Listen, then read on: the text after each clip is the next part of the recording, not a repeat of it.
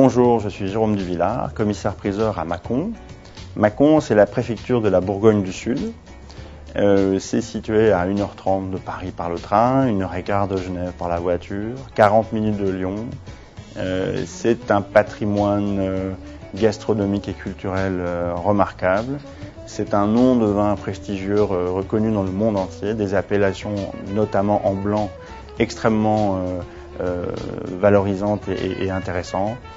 Et dans ce cadre, j'ai ce privilège de pouvoir bénéficier d'un contexte particulier pour proposer des ventes à thème, des ventes aux enchères d'objets qui vont être liés à la vigne et au vin, sous l'appellation de la vente qui s'appellera Vinalia, le 23 octobre 2010. Et nous proposerons des objets de vin à plusieurs dizaines de milliers d'euros, des objets comme celui-ci, des objets d'art, ce régule polychrome du 19e, mais il y aura des outils, des tableaux, des dessins, enfin toutes sortes de choses. C'est ouvert à tout le monde, c'est ouvert à toutes les bourses, et c'est quelque chose qui a vertu à devenir quelque chose de festif, dans lequel tout le monde pourra venir s'impliquer, rencontrer, échanger, et je l'espère annuellement créer un événement. Voilà.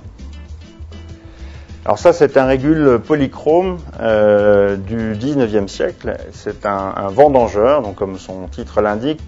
C'est probablement un personnage un peu emblématique de la Bourgogne qui est le Barrezet, qui est un peu comme le Poulbeau l'est à Paris, un personnage repris, dessiné et réutilisé par la littérature tout au long du 19e siècle. Et là, on a une jolie expression du visage et un geste assez emphatique de l'expression de la vendange. Ça, c'est une affiche des vendanges de Montmartre de 1975. Elle est signée de Féola et elle est dédicacée également par l'artiste de sa main. C'est un clin d'œil à l'art viticole pratiquement du monde entier, parce que il y a un monde d'écart entre la viticulture parisienne et ce qu'on peut faire en Bourgogne.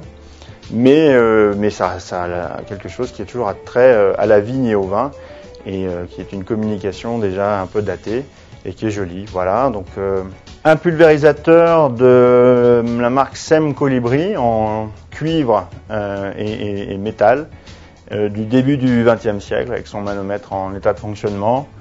Un des nombreux outils de la prophylaxie et du traitement de la vigne que nous aurons à disperser lors de la vente Vinalia, en bon état.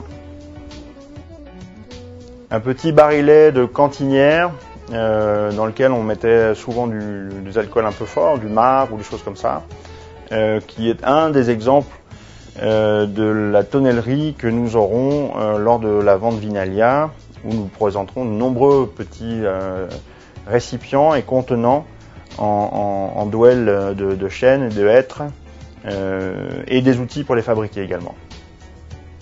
Et cette aquarelle est assez intéressante, donc de Lanternier, Raoul Lanternier, qui présente une petite échoppe de vin à Nuits-Saint-Georges, avec une dédicace de l'auteur à son ami en souvenir d'une dégustation.